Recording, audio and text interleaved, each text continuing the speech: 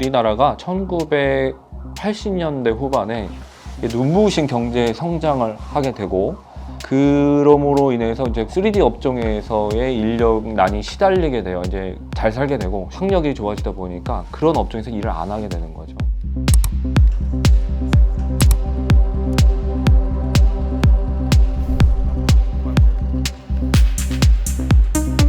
그 당시까지만 해도 한국에는 한국 내부에 이렇게 이주 노동자가 일할 수 있는 제도 자체가 없었어요. 최저임금도 적용되지 않고 산재도 적용되지 않고 이런 문제가 발생하게 되니까 국제사회로부터 현대판 노예제다. 아니 노동자 실질적으로 노동자인데 노동자로 고용하지는 않고 어떻게 이렇게 사람을 노예처럼 부리느냐 이런 비판을 받게 되죠.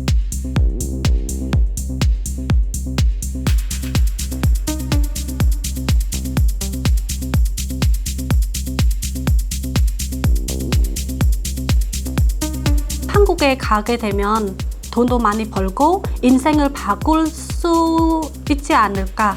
안전하고 나라가 전체가 안전하잖아. 월급도 괜찮고 그래서 약간 인기가 많아요. 본국에 돌아가서 그때 본인이 경험도 있고 한국 회사 들어가도 되잖아요.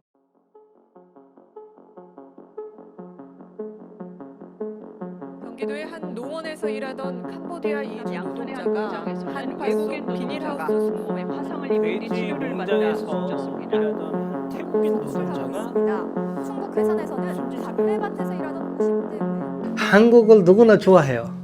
방글라데시뿐만 아니라 주변 국가들이 다 좋아해요. 그런데 저쪽에서 들은 바와 여기 현실에 와서 하는 느끼고 하는 일 장소에 와서 느낀 바가 달라요. 제가 이렇게 들었는데 월급도 많고 한국 사람들이 친절하고 법도 좋은데 왜 제가 일하는 데서 사장님이 막 욕하고 발로 차고 그리고 일을 조금만 잘못하면 일하지 말라고 하고 월급도 안 주고 이래요. 일하다 보니까 나쁜 사업주들도 많았더라고요. 특히 그 임금 좀 제대로 지급해주지 않거나 약간 내국인 노동자하고 외국인 노동자하고 차별이 좀 있더라고요. 이쪽에는 부러졌어요. 여기 사전에 눈 있잖아요. 그 눈의 위에부터 밑에까지 다 부러졌어요. 안에. 그다음에 머리에 피 있잖아요. 피가 많이 이거 뭐야 한국말로 그거는 많이 있었어요. 보여 있었죠? 예, 피가 있어요. 위에.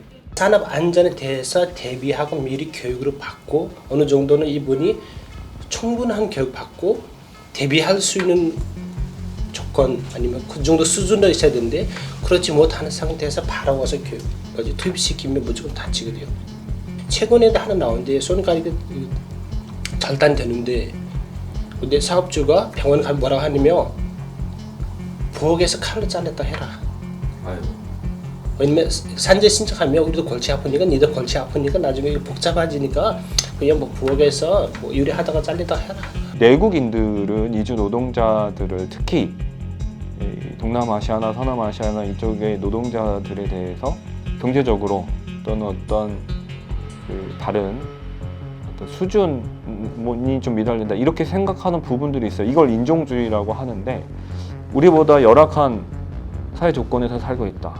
그리고 인종적으로 우리가 우월하다. 이런 인식들이 미안하지만 아직도 많이 있다고 생각이 들어요. 많이 개선은 되고 있지만요.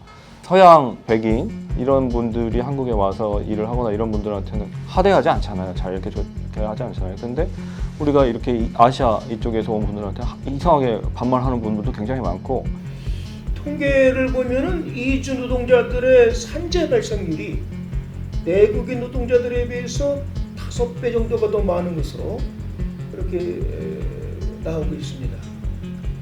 그런데 그것도 문제지만은 막상 산재가 발생했을 때 산재 보험 보상을 신청해서 혜택을 받는 것은 산재당한 노동자에게 아주 기본적인 그런 보장이라고 할 수 있는데 이 산재 보상보험 신청마저 방해하는 그런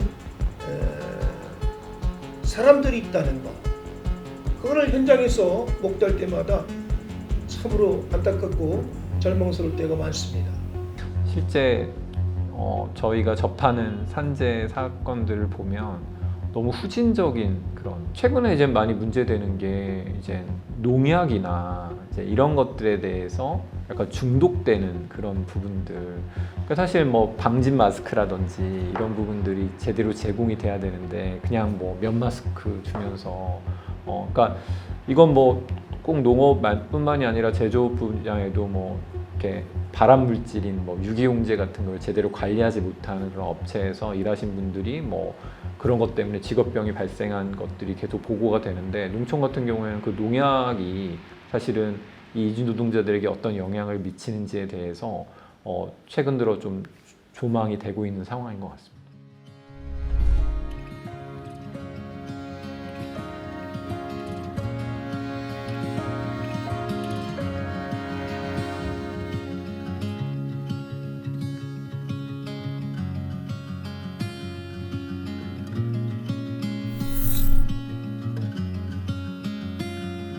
이제 사업주가 조금 더 적극적으로 외국인 근로자들을 이해하고, 그리고 문제가 있을 때 우리 같은 상담센터에 보내거나 아니면은 통역을 도와주는 업체에다가 보내서 좀 이 절차에 대한 거 좀 안내해 주세요. 그러면 좋았을 것 같아요.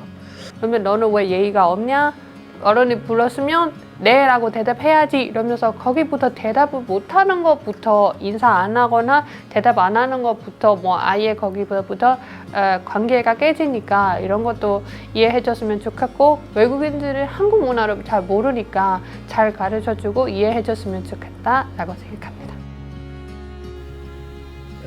차별과 혐오 같은 것이 은근히 강하게 있다, 그런 말씀입니다.